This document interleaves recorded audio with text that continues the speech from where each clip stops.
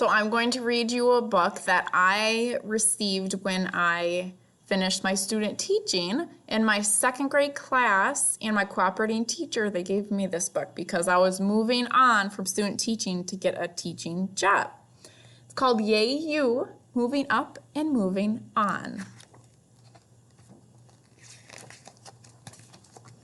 Yay you. Yay you. You did it. You're done. You made it. You're through. Through with second grade. Oh, what a great moment. Now, what will you do? There are so many choices. The world is immense. Take a good look around and decide what makes sense. Some like to go fast. Some like to go slow. Some like to get going. However, they go. Some strive to be peaceful and joyful and wise. That's what the cow is saying. Some choose to just ponder the size of their thighs. So look north and look south. Look ahead. Look behind. Stare into the mirror. Now, what do you find? Should you live where it's cold? Should you live where it's hot? Do you want to be terribly busy or not?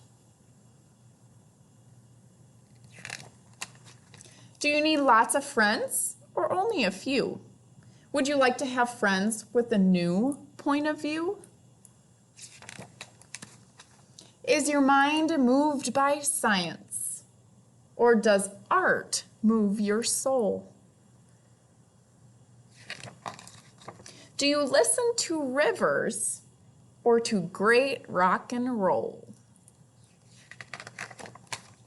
Do you long for adventure? Do you love to read maps? Would you rather stay home with your chocolate, perhaps? You already have wit, you already have style. You have very kind eyes and a dazzling smile. But now,